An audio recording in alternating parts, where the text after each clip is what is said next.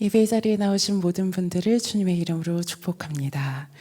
찬송가 301장 지금까지 지내온 것 함께 찬양하시겠습니다.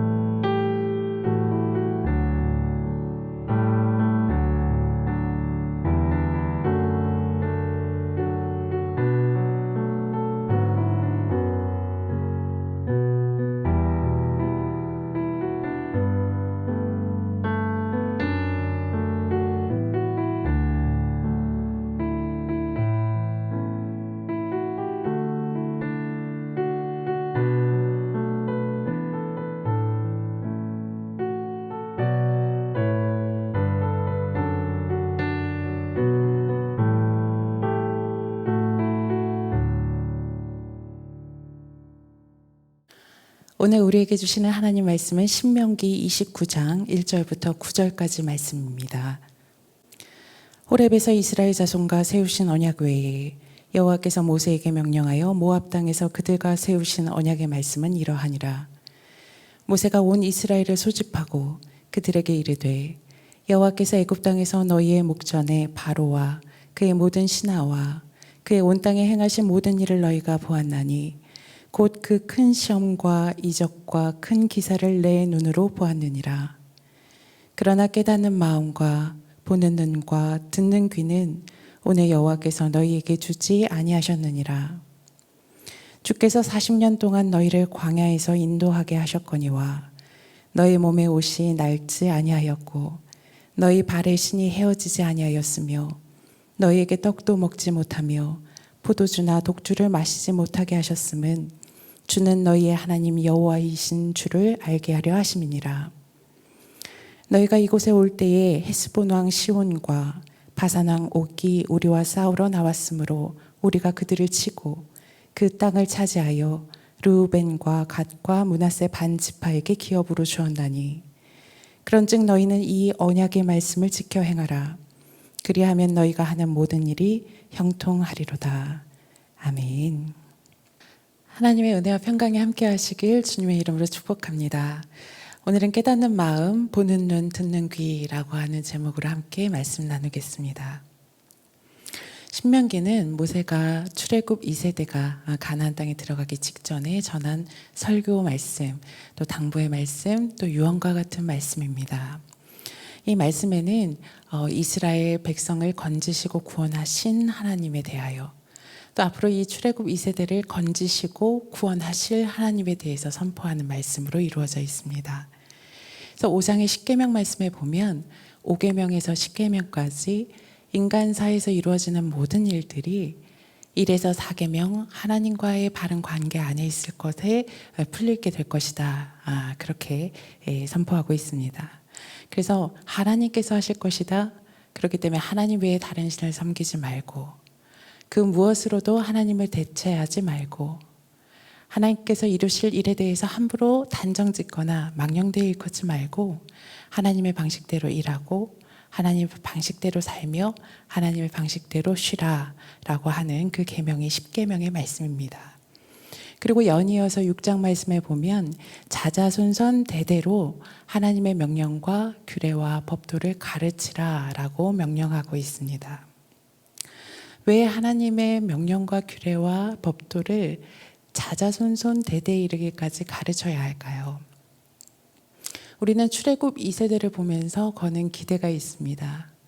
저들은 출애굽 1세대와 달리 실수하지 않았으면, 실패하지 않았으면 하나님 앞에 불순종한 삶이 아니라 순종하는 삶을 살았으면 좋겠다. 하나님의 인도하심을 받는 삶을 살았으면 좋겠다는 기대가 있습니다. 오늘 우리 자녀들에게 거는 기대도 마찬가지입니다. 어머니, 아버지 세대의 실수를 반복하지 않고 돌아가지 않고 정말로 바른 길, 그리고 실수 없는 길, 성공의 길, 복된 길을 갔으면 좋겠다 하는 바람들이 있습니다. 그럼에도 불구하고 우리는 출애굽 2세대를 통해 보게 됩니다. 모든 인간은 똑같이 죄성을 가진 존재임을 말입니다. 그들도 똑같이 실수하고 실패하게 된다고 하는 것입니다. 새로운 세대라고 하여서 무균실에서 자란 세대가 아니라고 하는 겁니다. 부모 세대의 실수와 실패를 그대로 목도하고 때로는 그와 똑같은 행동을 하는 그런 존재라고 하는 것입니다. 그렇기 때문에 오늘 신명기 말씀은 새로운 세대에게 새로운 무엇을 가르칠 것이 아니라 똑같이 하나님과의 명령과 규례와 법도를 가르쳐야 한다고 말씀하고 있습니다. 또한 오늘 신명기 말씀은 모든 세대가 하나님 앞에서 언약의 주체가 되어야 한다고 말합니다. 호렙산에서 하나님 앞에 섰던 이스라엘 백성과 마찬가지로 오늘 가나안 땅 그 직전에 와 있는 이 세대도 마찬가지로 하나님 앞에서 언약의 당사자가 되어야 한다고 하는 겁니다. 아브라함의 하나님, 이삭의 하나님, 야곱의 하나님, 그 하나님의 나의 하나님이 되고 나의 자녀의 하나님이 되었을 때에 그때서야 비로소 새로운 세대에 대한 소망이 있고 새로운 삶에 대한 소망이 생긴다고 하는 것입니다. 왜 사람들은 하나님에 대한 경험이 있고 하나님이 나를 건지신 것에 대한 그런 경험과 확신 속에서도 자꾸만 넘어지고 같은 실수를 반복할까요? 오늘 4절의 말씀을 보니까 깨닫는 마음과 보는 눈과 듣는 귀가 없어서라고 말하고 있습니다. 오늘 여호와께서 너희에게 주지 아니하셨느니라 이 말씀은 우리가 구하지 아니하였다라고 하는 말과도 같습니다. 어쩌면 하나님께서는 늘 우리에게 깨닫는 마음과 보는 눈과 듣는 귀를 우리에게 허락하시길 원하십니다. 그러나 우리가 그것을 받지 않는다고 하는 겁니다. 왜냐하면 우리는 눈앞에 있는 것, 당장의 것, 이 문제를 보기 때문입니다. 그 너머에서 일하시는 하나님, 내 문제의 진짜 문제, 나에게 가장 시급한 것, 나에게 근원적인 원인이 무엇인지 알려고 하지 않는다고 하는 겁니다.